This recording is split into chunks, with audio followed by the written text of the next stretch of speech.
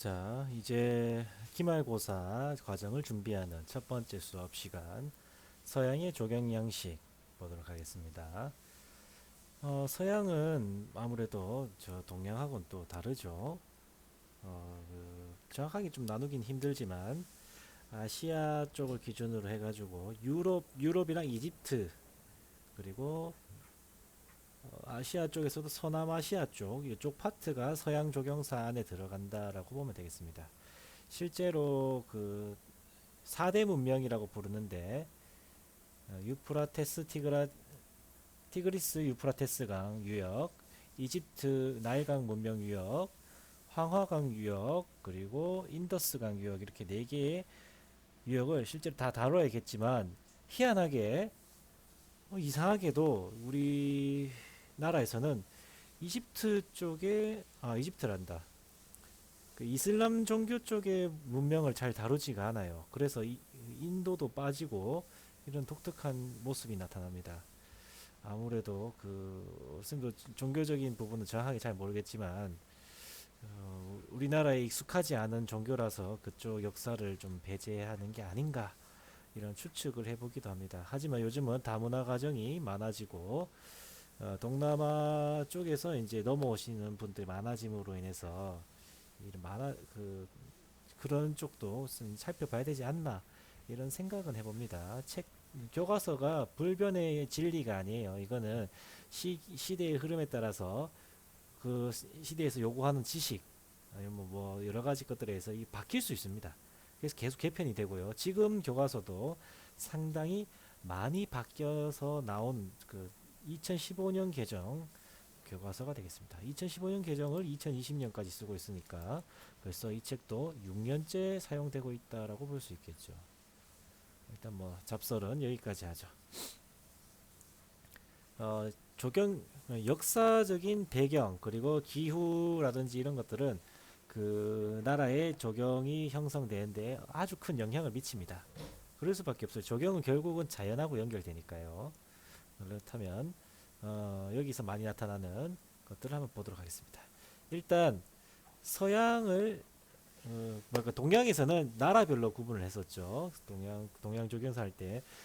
뭐 물론 동양 안에는 상당히 많은 국가가 있지만 우리나라를 중심으로 봤을 때 우리나라 좌우에 있는 중국과 일본이 나왔어요. 우리나라를 포함해서. 그리고 그 나라에서 시대별로 살펴봤다라고 보면 서양은 작은 나라들이 많이 생겼다가 갑자기 또 그게 커졌다가 또 쪼개지고 다른 나라로 되면서 이 역사랑 민족들이 많이 섞이게 됩니다. 서양에서는.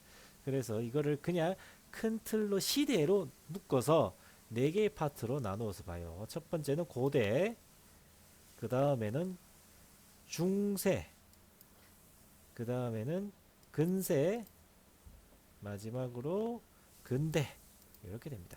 근대 다음은 근현대라고 부르기도 하는데 그 근현대를 따로 구분하지 않고 그냥 바로 현대로 넘어와서 다음 단원 5단원으로 넘어가게 돼요. 그래서 이 네 개의 파트를 지금부터 남은 시간으로 봤을 때 우리가 수업을 총 하나, 둘, 셋, 넷, 다섯 번, 여섯 번 정도 수업을 할 것 같네요.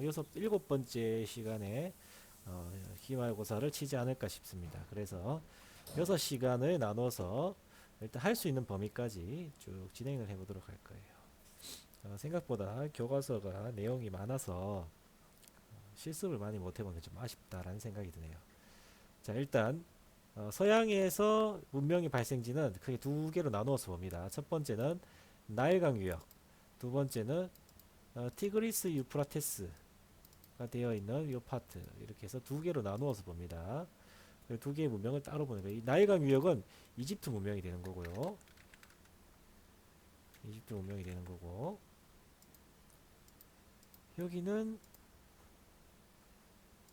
메소포타미아 문명이 됩니다. 잘 모를 거예요. 그 좀 뭐 약간 오타쿠들이 좀 아는 건데 뭐 길가메시하고 뭐 이렇게 나오는 거 있죠. 이런 게 이제 메소포타미아에 들어가고 이집트는 뭐 죽음의 신 라, 태양신 라, 뭐 이런 것들이 나온 겁니다. 그래서 그 여러분들이 이런 걸 좀 더 잘 알고 싶으면 쉽게 접하고 싶으면 네이버에 들어가면 만화들이 많아요. 그런 만화들이 대체로 역사를 하나의 어원을 가지고 시작하기 때문에 요걸 가지고 시작하는 만화들도 있고 요거 메소포타미아 문명으로 시작하는 만화들도 있습니다. 이런 거 보면서 하면 좀 더 쉽게 와닿을 수 있을 겁니다.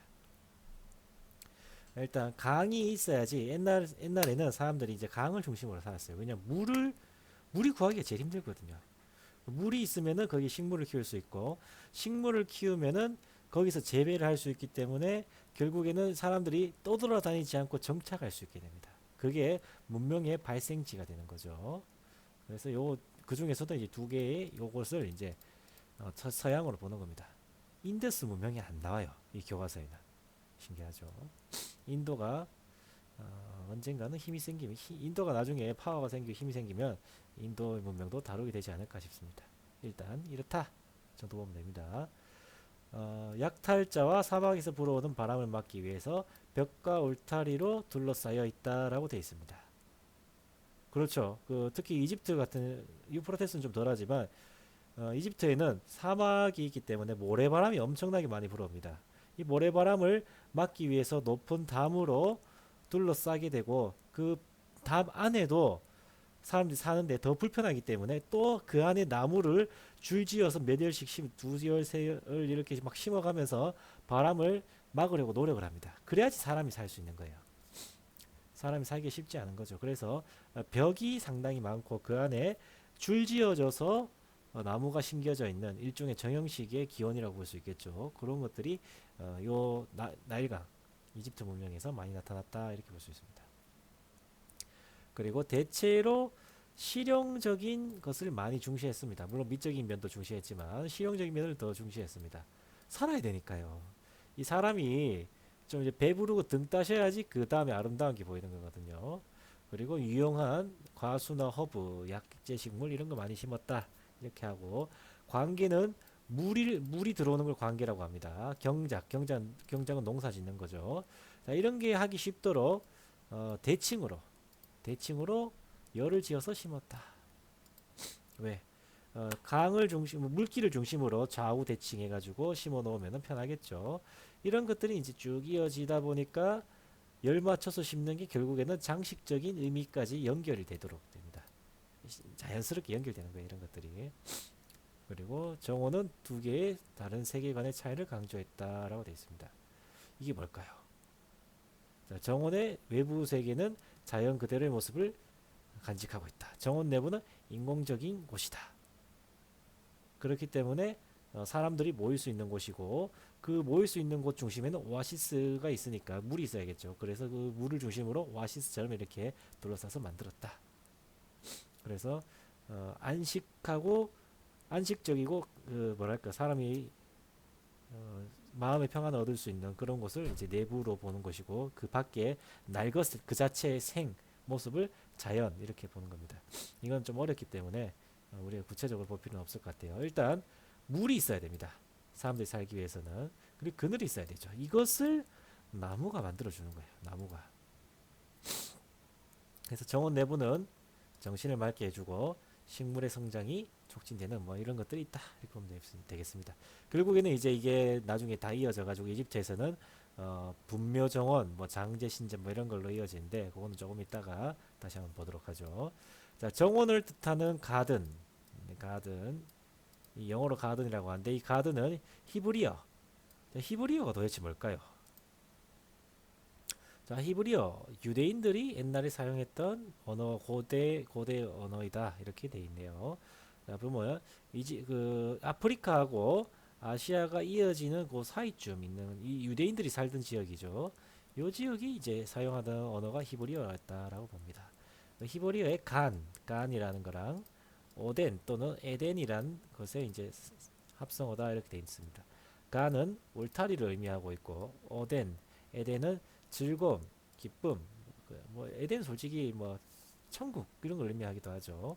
그래서 이제 울타리에 둘러싸여 있으면서 기쁨을 주는 곳 이게 합쳐져 가지고 가든으로 만들어졌다. 파라다이스로 연결이 되더라 이렇게 보는 겁니다. 자 이제 시대별로 볼 건데 벌써 시간이 10분이나 됐네요. 짧게 이집트랑 이집트까지만 보도록 하겠습니다. 다음 나머지 파트는 그 다음 시간에 다루도록 하겠습니다. 자, 이집트. 이집트 하면 사막 그리고 피라미드 뭐 이런 것들이 생각이 나죠. 뭐 그게 그겁니다. 일단. 자, 이집트에는 이제 나일강 중심으로 발달한 인류 문명 발상지 중에 하나이다. 하지만 현재 이집트는 그렇게 발달되어 있고 강력한 힘을 가진 그런 나라는 안 됩니다. 대체로 인류 문명 발상지들이 먼저 생겼기 때문에 자연을 파괴하고 사막화가 진행되면서 결국에는 망하는 뭐 이런 안 좋은 결과가 나타나더라고요. 사람이 결국은 또 자연을 파괴하는 그런 모습으로 이어지는 것 같죠. 자, 여기에는 일단 여러 가지 정원 요소들이 있는데 첫 번째는 주택 정원이다. 주택 정원 그림부터 보도록 하겠습니다. 아까 전에 그 이야기했던 것들인데 주택 정원 그림을 확대해서 보니까 자, 밖에 담벼락이 있죠. 담벼락. 굵기가 좀 가느네요. 네, 담장이 이렇게 있습니다. 담장이. 그리고 탑문이라고 하는데 요거를 영어로 파일런이라고 합니다. 파일런. 담장이 이렇게 있고 또 안쪽에 나무를 줄지어서 심어놨어요. 이렇게 둘러가면서 줄지어 심어놨습니다. 왜 그럴까요? 그렇죠. 바깥에는 모래가 섞여 있는 아주 강한 바람이 많이 불어옵니다. 이 담장이 충분하게 다 막아줄 수가 없는 거예요. 열이 많고 두꺼우면 두꺼울수록 바람을 막아주는 효과는 더 높아지게 됩니다. 사람이 이 안에서 살면서 모래바람으로부터 피해를 받지 않고 잘 살 수 있기 위해서 나무를 심었던 거예요. 살기 위해서 나무를 심었다. 이렇게 볼 수 있습니다.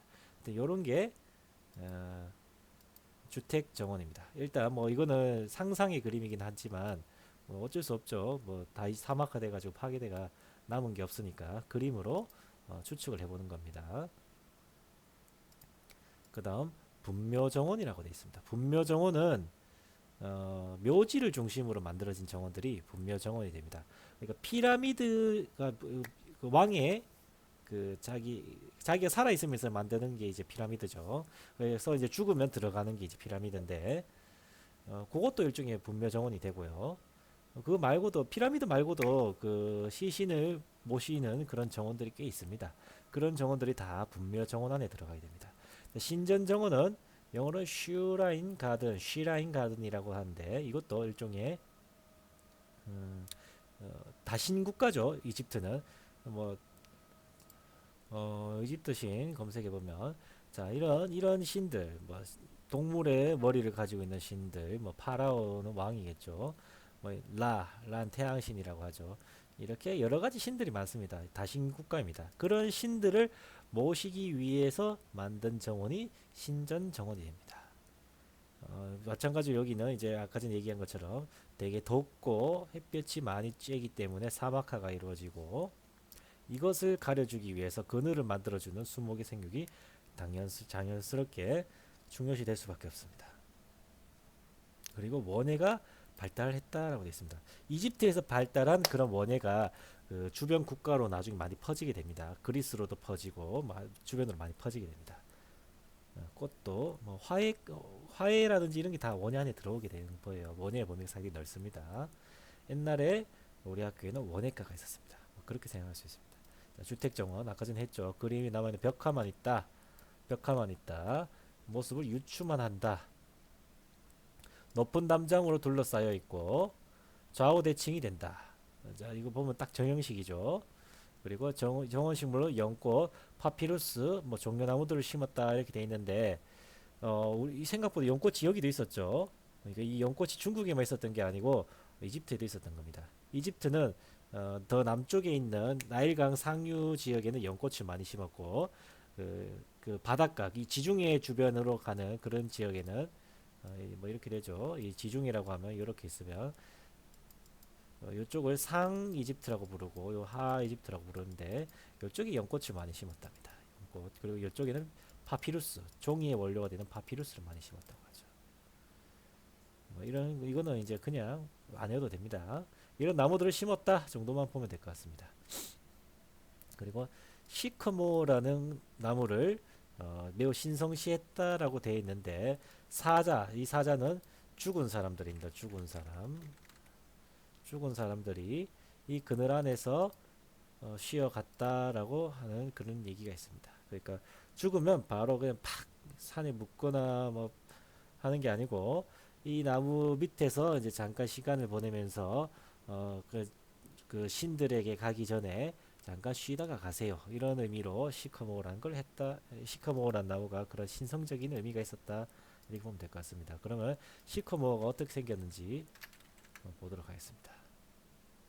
이미지.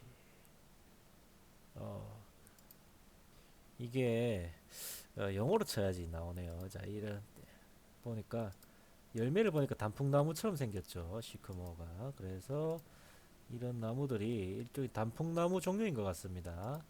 시커모라는 게 이런 나무 생긴 것도 단풍나무랑 좀 비슷하죠. 쭉 갈라진 게 단풍나무보다는 약간 고로쇠 같은 나무 느낌이 나는데 하여튼 이 나무가 매우 신성한 의미가 있었다. 사자가 나무 그늘 아래에서 잠깐 그러니까 죽은 사람들을 여기서 잠깐 쉬고 나서 그 다음 장례 단계로 넘어가는 그런 풍습이 있었다라고 볼 수 있습니다. 분묘정원 분묘정원은 죽은 사람들을 모시는 정원이 분묘정원이 되는 겁니다. 그래서 죽고 나서의 세계관 내세관이 죽음 이후의 세계관이 있다. 이렇게 볼 수 있는 겁니다. 죽으면 끝이 아닌 거예요. 여기서는. 그래서 결국에 미라도 만들고 그 미라를 만든 사람들이 다시 살아날 것이다. 이런 개념까지 이어지게 되죠. 뭐 그걸 통해서 뭐 게임에서도 뭐 미락 하면서 막 나와가지고 으윽 하면서 이렇게 막 쫓아다니기도 하고 하는 겁니다. 자, 분묘목 벽화라고 되어 있는데 이게 이제 분묘 정원을 그려놓은 그림인 것 같습니다. 분묘 정원을 그려놓은 그림. 자, 그림을 좀 보니까 주변에 나무가 이렇게 심겨져 있죠. 그리고 안에도 나무가 이렇게 있습니다. 나무가 서로 종류가 좀 다른 것 같죠. 그리고 여기 안에도 또 나무, 나무가 또 있네요. 사람이 이렇게 시체를 모시는 것 같은데 아마 요 가운데 공간이 요 공간 요 공간이 이제 죽은 사람이 들어가는 그런 공간이었던 것 같습니다. 하여튼 뭐 분묘정원은 죽은 사람을 모시는 곳이다. 이렇게 기억해 주세요. 자, 신전정원 이집트의 그 수없이 많은 신을 모시기 위해서 해놓은 일종의 신전이라고 합니다. 신전을 중심으로 만들어진 정원이 신전정원이다. 이렇게 이야기를 하면 되는데 신전이라고 하면 되는데 왜 정원이란 말을 굳이 썼을까요? 그 이유는 이 안에 나무를 심었기 때문에 신전정원이 되는 겁니다. 2단 테라스 그러니까 여기 안에 대표적으로 나오는 데렐 바리 신전이 있다라고 되어 있는데 테라스라고 하죠. 테라스는 그 이집트의 노단 건축식 할 때 이게 이 단 하나하나가 테라스라고 했죠. 1단, 2단, 3단.